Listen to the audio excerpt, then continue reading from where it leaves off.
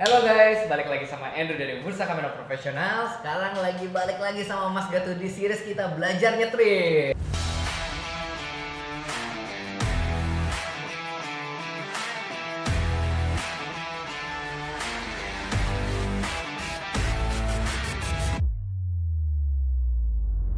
Hari ini kita lebih pengen bahas fokus dikit nih. Kita lagi pengen bahas gear buat street fotografi. Dan karena kebetulan Mas Gatu nih kan seperti yang kita udah perkenalkan dari awal ya, ini kan ambasador dari Fujifilm, jadi kita bakal lebih fokus ke arah Fujifilm di series yang kali ini. Gimana cara memaksimalkan Fujifilm kalian untuk street fotografi? Betul ya Mas Gatu ya? Asik. Nah sekarang kita mulai bahas dulu deh. Cocok nggak sih sebenarnya street fotografi itu pakai Fujifilm? Jadi ada beberapa seri yang menarik buat motret street di Fujifilm. Kalau sekarang memang saya baru jatuh cinta dengan Fujifilm X100V ya. Ini karena ya meskipun kecil ya, generasi kelima dari X100, tapi fasilitas di dalamnya sudah seperti X Pro 3, udah hampir sama dengan X Pro 3. Dulu ada X70 ya. X70 itu teman sekarang Fujifilm belum melanjutkan generasi berikutnya dari X70. Itu lebih kecil ya, lebih ringkas juga gitu. Cuma kalau kelengkapannya, handlingnya di tangan X100V lebih atau X100F yang seri itu lebih nyaman di tangan, ukurannya pas gitu. Kalau yang X70 itu lebih ringkas gitu. Ada X100 XF 10 ya, yang kecil juga banget ya. Cuma aku nyoba buat street, nggak terlalu eye-catching, bisa dimasuk saku gitu. Cuma mungkin kalau autofocusnya sama bufferingnya nggak segesit yang ini. Ini berarti udah paling canggih sekarang. Ya untuk ini dalemannya itu aku ngerasa sudah kayak monster aja, sudah kayak buat motret 12 frame per second udah santai aja, cerot, dan autofokusnya ini bisa tracking di seluruh area. Kan ini face detection-nya sudah jadi seluruh area sensor udah jadi face detection. Udah sama kayak XT3, XT4 dan X Pro 3 itu. Jadi seluruh area sensor udah jadi face detection. Jadi kalau mau autofocus cepat, tracking kayak gitu, ini udah cepat sekali. Dan kelebihannya juga ada perbaikan di lensa sih, kalau yang di seri V ini. Dibanding yang F? Dibanding yang F sama seri-seri sebelumnya. Apa bedanya? Lensanya totali ini ada banyak pembaruan. Kalau dulu kan keluhannya yang teman-teman yang pakai X100 sampai X100 F ya, itu kalau open lens di F2 kayak gitu kan agak soft katanya. Jadi ketajamannya berkurang. Nah pas yang ini sampai F2 sekarang sudah tajam sekali. Oke, ini itu ya. sih. Berarti ini the bestnya nih menurut Mas Gatu. Saya sekarang baru menikmati ini. Ini yang paling pas ya pokoknya ya. Tapi kalau ada teman-teman yang kalau ini kan lensanya nggak bisa diganti-ganti. Paling kita kalau mau bawa itu ada kita melengkapinya dengan ini, ada namanya wide converter lens. Jadi ini 23 mili, ekivalen 35. Kalau dipakai wide converter ini jadi 28 mili. Ekivalen 18 mili. Oh jadi lebih wide. Lebih wide. Nah kalau untuk potret, misalkan suatu satuan kan ada potret bagus bisa pakai teleconverter lens. Ini jadi 50 mili. 50 mili APS-C atau? 50 mili ekivalen 50 mili full frame ya. Oh, berarti udah pas banget ya buat potret ya. Iya sih. Ya. Cuma kan beberapa orang kan, wah ini kan terlalu istilahnya terlalu spesifik banget gitu untuk pemotretannya kurang bebas. Bisa juga teman-teman memakai seri-seri Fujifilm yang ukurannya ringan juga ya. Misalkan kayak XE3 ini kan kecil nih. Kameranya ukurannya kecil. Ini hampir sama dengan ini nih X100V ya. Malah lebih besar ini ukurannya kecil juga, tapi interchangeable lens ya, lensanya bisa digonta-ganti.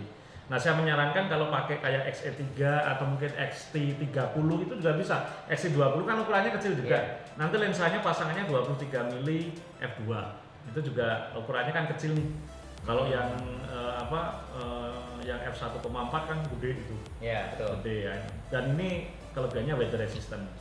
Tergantung teman-teman lebih suka yang seri 23 mili atau yang 35 mili. Ada beberapa orang yang suka ngetrit pakai 35 mili, ekuivalen 50 mili. Iya. Ukurannya hampir sama sih. Tapi aku lebih seneng yang 23 mili. Tapi sama kalau 23 mili. dari dua ini lebih the best lagi itu X Pro ya. X Pro iya sih, X Pro kan untuk untuk motret serius, ininya materialnya, kemudian itu lebih banyak sih, lebih bagus sih. Bagus ya. Lebih bagus. Boleh dipajang dong X Pro-nya berarti ya? Ada dong. Oh, nah, Wih. X Pro 3-nya Sultan. Yang wajib ada dong. Ya, emang ini diperuntukkan oleh untuk orang yang lebih pro ya, yang lebih pro. Kenapa?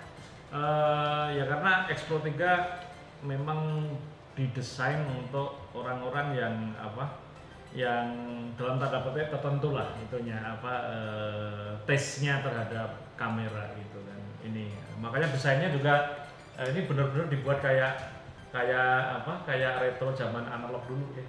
Jadi ini harus makin bidik gitu. Nggak boleh lihat layar ya? Bisa lihat layar tapi harus gini. Iya. Memang ini sebenarnya kalau untuk ukuran sekarang mungkin sedikit kurang praktis, tapi untuk orang-orang tertentu ya, untuk orang-orang tertentu yang ingin memotret seperti zaman analog dulu, mungkin ini pilihan yang paling yang paling tepat gitu, yang paling favorit, desainnya juga oke banget. Asik, jadi ada keren sih, experience-nya tuh beda mas kalau foto pakai memotret harus membidik. Iya.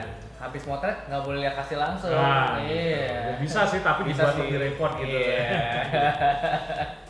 Itu sih. Ini bedanya.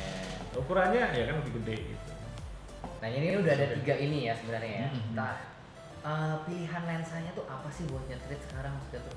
Kalau untuk nyetrit ya, kalau kita misalkan katakan kita motretnya kayak di Jakarta seperti itu, orang-orang Jakarta itu kan unik. Jadi kalau dipotret dengan kamera profesional dengan ukuran kamera atau lensa yang besar-besar, mereka sudah merasa terganggu. Dan sebenarnya bukan hanya di Indonesia saja, kota-kota lain sekarang sudah mulai. Ada beberapa lensa sih yang kalau aku boleh nyaranin sih.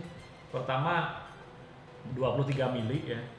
Sebenarnya bisa yang f1.4 atau yang f2, cuman kalau untuk ukuran sama untuk lebih tahan cuacanya, yang f2 itu lebih jadi pilihan yang cerdas menurut saya ya. Weather resistant atau fokusnya kencang dan ukurannya juga tidak terlalu bulky.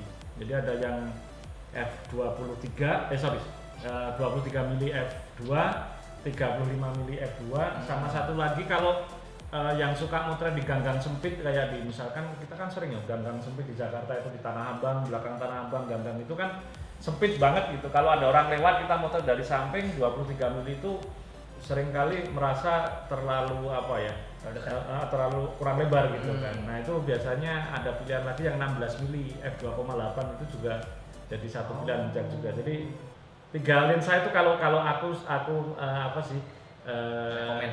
rekomen ya. 16 mili f2,8, 23 mili f2, 35 mili f2. Kecil-kecil semua beda. Semua lensa mini ya itu. Lensa mini tapi buat dibawa ya. Tapi ketajaman sama warnanya udah kalah ya. Wow, udah kalah ya. Bahkan autofocusnya tuh lebih kenceng ya sebenarnya ya daripada untuk yang 35, 23 ya lebih kenceng. Lebih kenceng. By the way di X100V ini kan nggak bisa ganti lensa. Lensanya tuh sebenarnya lensa apa ya yang udah ada di X100V ini? Ini lensa 23 mili sebenarnya ya, 23 mili f2 yang paling lebar. Jadi sebenarnya sama. Ini dengan ini sebenarnya sama ya? Sama, ini 23 mili f2, ini juga 23 mili f2. Cuma ini nggak bisa digonta-ganti, nggak bisa ditopok. Udah fix. Cuma ya. memang orang tuh pasti street itu pakai di range itu ya, makanya dia udah pakai pasangan ya sebenarnya. Banyak yang nyaman, termasuk saya nyaman kalau untuk nyetrit memang di range 23 mili atau 35 mili ekuivalen. Iya. Pantes berarti ini 23 semua nih ya. Iya. Pasangan 23 ya. By the way kalau kita nge-shoot di 16 tuh nggak terlalu wide ya mas Gato? Itu 16 itu sebenarnya buat landscape bukan sih? 16 itu kan wide bahasanya. Iya bukan buat landscape sih, memang itu wide ya. Wide ya? Ini wide. Wide kalau untuk motret orang ya, di pinggir-pinggir sudah mulai distorsi gitu kan. Distorsi dalam artian distorsi ini ya, distorsi karena vokalnya yang terlalu lebar gitu ya. Itu biasanya seperti itu sih. Jadi cuma kalau dibuat motret misalkan environmental portrait, kita memotret penjual di pasar dengan dagangannya, environmental portrait. Aku pikir 16 mili itu lebih dapat gitu, lebih dapat. Jadi misalkan aku duduk di sini, aku punya dagangan gitu, kalau dipakai 23 mili dengan jarak yang intim dekat itu mungkin cuma ya potret aku badan environmentnya kurang luas, tapi dengan 16 mili environmental portraitnya itu bisa lebih tercover gitu. Iya benar. Ya. Dan bahkan distortnya juga bagus ya, bisa bikin efek lebih. Tapi nggak terlalu parah ya. Jadi misalkan melayani pembeli di sini memang ininya sedikit lebih besar gitu, tapi nggak dipandang mata itu masih nyaman gitu. Udah kan masih ekuivalen 24 mili kan ya. Ekuivalen 24 mili masih oke. Betul. Gitu. Nah sekarang kita udah ngebahas nih tadi kameranya yang mana, lensanya yang mana yang pas. Nah sekarang kita pengen bahas lebih dalam lagi nih ke dalamnya Fujifilm nih. Misalkan kita ngomong film simulation ini sekarang ada, kalau kita lihat film simulationnya ya, ada Provia, Velvia, kemudian Astia, ini masih generasi yang dulu awal-awal. Ada Classic Chrome ini sebenarnya sampai sekarang aku masih paling seneng buat street ya, masih suka Classic Chrome. Ada Pro Negative High, Pro Negative Standar, ada Classic Negative. Classic Negative ini yang warnanya paling mendekati film seluloidnya, film negatifnya Fujifilm, Superia ya. Betul. Paling dekatnya dengan Classic Negative. Asik. Eterna ini untuk sinema ya, teman-teman yang video itu kan dulu ya, kalau untuk sinema Eterna itu terkenal sekali gitu. Kemudian ada Acros ini untuk yang hitam putih, tapi bukan seperti yang monokrom. Acros itu dulu ada film Fujifilm yang hitam putih Acros kan. Nah itu didekati di sini nih. Ada Acros standar, ada Acros memakai filter yellow, filter red, filter green. Biasanya kalau red itu paling kontras ya. Kalau buat motret hitam putih landscape itu mungkin cocok, kontrasnya tinggi gitu. Tapi kalau untuk motret orang, biasanya aku lebih suka yang orang Indonesia terutama itu skin tone-nya itu paling dekat, paling netral itu kalau dengan filter yellow. Kalau untuk kulit Asia ya. Oh jadi lebih cocok kalau Asia tuh yellow. Kalau red lebih cocok. Kalau red itu mungkin kalau buat pemandangan landscape gitu, atau yang kontrasnya tinggi-tinggi gitu. Cuma biasanya kalau red ke skin tone agak terlalu putih gitu. Nah, yang green ini biasanya cocok kalau kulit bule. Kulit bule itu cocok kalau pakai green ya, konon ya. Baru ngerti. Ada juga, masih ada monokrom ya. Monokrom ini hitam putih juga tapi berbeda dengan Acros, dan ada sepia. Banyak banget nih Classic Chrome-nya ini masih warna-warnanya khas film-filmnya color produksinya Fujifilm waktu zaman film dulu. Masih sama ya warnanya? Ya didekati lah, karena ini digital kan, ya. Digital. Jadi Fujifilm mempunyai rahasia sendiri yang enggak sampai sekarang agak susah dicari gitu kan kalau kita pakai post processing. Jadi kalau kita mau pakai JPEG, kirim ke handphone, ya sudah langsung bisa posting. Kalau salah satu langsung jadi ya, instan ya. Enaknya itu sih. Nggak usah ngedit terlalu banyak ya. Nah Mas Gatot, coba deh, aku pengen bagi ke teman-teman juga nih sharing ya. Kan tadi Mas Gatot udah cerita film simulation ada banyak, settingan ada banyak. Boleh sharing nggak sih settingan apa yang paling cocok nih buat nyetrit nih di ini nih, yang Mas Gatot paling demen deh gitu. Favorit. Iya sebenarnya sih mana yang membuat kita pede sih intinya ya. Yang style Mas Gatot deh. Kalau aku, tapi ini ya kalau aku biasanya kalau street itu kalau pakai sensor APS-C seperti ini sebenarnya memakai F8 itu sudah aman sih ya. Kalau pakai APS-C ya. Jadi sudah mendapatkan aku pernah hitung sih membanding-bandingkan itu.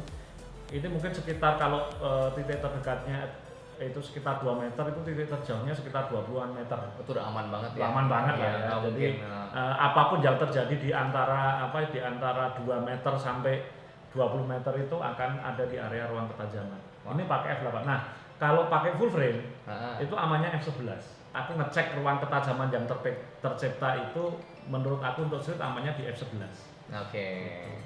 Nah, Ya. kalau untuk medium format kan lensanya lebih tipis lagi. Ya mungkin 16 ya. mungkin bisa jadi 16 gitu. Karena mau nggak mau kalau kita memotret pakai medium format buat nyetrit amannya f16 ya mau nggak mau ISO-nya bisa, kalau agak low light sedikit ISO-nya harus kita sudah naikkan. Betul. Karena bukan hanya masalah itu saja, medium format sensornya gede kan, kalau kita klik goyangan dikit aja nanti Berasa ya. ketika diperbesar itu Langsung kelihatan. Kalau ini perbesarannya kan nggak begitu. Jadi enaknya itu sih. Jadi aku biasanya sih rata-rata memakai F-nya itu F8 gitu. Cukup sih. Oke, nah kalau dari film simulation-nya dalam segi Film color-nya film simulation-nya teknis ini dulu deh. ya. belum ini ya. Nanti habis itu film simulation-nya. Boleh. Jadi aku biasanya F8, kemudian aku kecepatannya aku bikin aperture priority ya. Jadi yang aku set hanya di F-nya itu saja. Kecepatannya di sini aku taruh di A. Oke. Di A. Jadi kecepatannya kamera sendiri yang ngatur. Baru ISO-nya. Nah, ini ISO-nya ini aku biasanya aku lihat amannya berapa di situ. Oh, kalau pencahayaan kayak gini tak cek ini kecepatan, misalkan biasanya kecepatannya jangan sampai terlalu pelan. Oh, berarti kalau aku coba kecepatannya ISO 400, kecepatannya itu sekitar 300, Aman ya. aman misalkan seperti 300 detik. Oke, aku set 400. Atau mungkin nanti kalau orangnya gerakannya lari-lari yang di ini lebih tak terduga lagi, kita motornya juga sambil jalan, oh mungkin ISO 800. Iya, betul. Tapi untuk ISO sendiri kan bisa juga ISO dibikin auto. Ada ISO auto juga, bisa juga Andrew ya. Itu lebih gampang lagi berarti. Bisa lebih gampang lagi, cuma aku banyak teman yang mempraktikkan ini. Cuma aku jarang ya. Masih set manual lah ISO-nya. Aku lebih seneng manual tapi yang aman berapa gitu. Karena seringkali dalam beberapa kasus itu kan biasanya kalau kecepatannya misalkan kita bikin minimalnya 1/100, pencahayaannya kurang atau apa itu, biasanya dia akan naikin ISO suka-suka ekstrim gitu. Jadi kecerdasan kameranya itu nggak bisa apa saja. Menurut aku cahaya berubah sedikit itu suka-suka ngambil keputusannya bukan masalah cerdas nggak cerdas, suka-suka aku nggak cocok gitu. Iya. Nah, termasuk juga kalau sudah main kompensasi pencahayaan. Iya betul. Ya, kan kompensasi pencahayaan biasanya nanti mengubah kecepatan juga kan. Nah, dia ISO-nya main dinaiki. Betul. Makanya aku biasanya tergantung metering juga ya. Iya. Karena meteringnya beda-beda ya. Makanya aku biasanya lebih seneng pakai ISO-nya tak set aman 400 atau 800 atau mungkin kalau agak gelap 1600 gitu kan. Baru kemudian tinggal main-mainin kompensasi pencahayaan. Nah, itu gampang berarti ya. Jadi cekrek udah. Kalau untuk film simulation aku biasanya pakai sukanya pakai classic ROM ya. Ini classic ROM. Biasanya aku pakai classic ROM gini. Kemudian karena sekarang memory card juga sudah murah, aku biasanya set di pilihan gambarnya RAW sama JPEG file. Oke. RAW sama JPEG file. Nah, kemudian yang ini bisa kita main-mainkan ini Andrew nih. Highlight shadow-nya ya. Oke, ya ini yang tadi ya, tone itu ya. Ya classic ROM. Nah, classic ROM itu biasanya kalau mau kontrasnya kita tambahin, highlightnya mau kita buat lebih terang ya nanti ini bisa kita plus 1. Biasa berapa? Plus 1. Aku biasanya sih paling highlight biasanya paling maksimal plus 1 atau 0. Aku lebih banyak memain-mainkan di shadow biasanya. Shadownya lebih dikuatin ya? Shadownya kalau pas saat matahari, istilahnya pas pada saat itu biasanya aku pengen pekat gitu kan. Jadi tak tambahin. Oke. Tambahin bisa plus 2, jadi nanti pekat gitu loh. Pekat hitamnya ya? Itu pekat gitu. Nah, warnanya biasanya classic ROM karena agak mendem turun dikit biasanya ini aku tambahin. Bisa plus 1, bisa plus 2. Kalau motretnya close up biasanya plus 1 aja gitu. Tapi kalau motretnya orang-orang di jalan tak plus 2 itu masih oke. Oke. Nah kalau sharpness ini biasanya aku nggak berani nambahin banyak-banyak nih Andrew. Kenapa tuh? Bukan makin cepat makin bagus foto? Nggak takut inilah, biasanya kalau diperbesar gitu, kalau sharpness-nya terlalu banyak itu nanti akan ada halo efek di pinggir-pinggir putih-putih gitu ya maksudnya. Nah, putih-putih tipis itu kan suka annoying banget kalau di sini. Kayak Biasanya. ada Gitu. foggy gitu ya. Ada garis putih, Garis jadi putih, misalkan ya. ada garis putih tipis gitu Iya kan iya kayak iya. apa. Oh itu gara-gara sharpness-nya dinaikin terlalu tinggi. Kebanyakan gitu.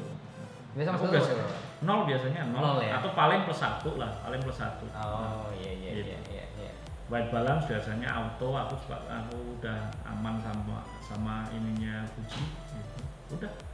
Noise reduction juga 0 gitu. Karena nolnya Fuji noise reduction 0 itu sudah ada noise reduction. Oh sebenarnya udah ada. Udah ada gitu. Oke. Baru kalau misalkan noise reduction-nya diminusin 2 -4 itu baru dia nggak ada noise reduction sama sekali. Mas Gatot biasa matiin nggak noise reduction apa biarin aja? Aku standarin aja 0. 0 aja ya. Gitu. Oke. Biasanya sih. Nah, ini rahasia nih, punya trip nih sebenarnya nih kuncinya di sharing hari ini guys. Jadi kalian kalau lagi mau nyobain bisa langsung ngetes ya pakai settingan Mas Gatot ya. Nggak apa-apa ya Mas Gatot ya? Nggak apa-apa. Oh iya. Karena nggak boleh kan takutnya aja. Tapi pasti juga kalian nyobain juga karena ini kalian bisa setting sendiri sesuai selera kalian ya. Biar lebih Boleh cocok kalau di teman-teman mana. mau sharing nanti settingan di diskusi di bawah. komen ya, di sharing kita bisa juga. diskusi lah. Kita mau lihat diskusi settingan kalian tuh kalau nyetrit itu kalian pakai apa, bisa langsung di share di bawah. Bisa pakai film simulation apa, harus shadownya gimana, tolong di share ke kita. Nah, thank you banget guys udah nonton video ini ya. Thank you banget Mas Gatot udah sharingnya. Oke, hari sama-sama. ini. Next kita bakal ngebahas lagi yang lain-lain tentang nyetrit lagi. Kita bakal ngebahas estetika karena masih banyak lagi selanjutnya ya, estetika dari street photography. Dan kita juga bakal pergi-pergi yang lebih keren-keren lagi, tempat nyetrit yang lebih keren lagi. Buat Semoga kalian. Covid segera berlalu. Betul, Jadi amin. jalan Kita bisa jalan-jalan tambah lagi. seru. Yoi. Keluar negeri, keluar kota, bisa semua ya. Amin. Luar kota, luar Semoga. negeri. Ya, aminkan aja dulu Aminkan ya. dulu. Oke, thank you banget guys. Don't forget to like this video. Don't forget to subscribe this video as well karena it will support us a lot. Don't forget to follow Om Gatot juga di Gatot IG-nya. 18. Asik. Dan YouTube-nya juga, YouTube channel-nya juga. Don't forget juga. Dan don't forget juga komen below kalau kalian pengen aku ngebahas topik-topik lainnya yang kalian pengen aku bahas dengan Mas Gatot. Kita bakal lihat dan kita bakal baca juga dan kita bakal usahain bikin buat kalian. Thank you, sampai jumpa. Salam street.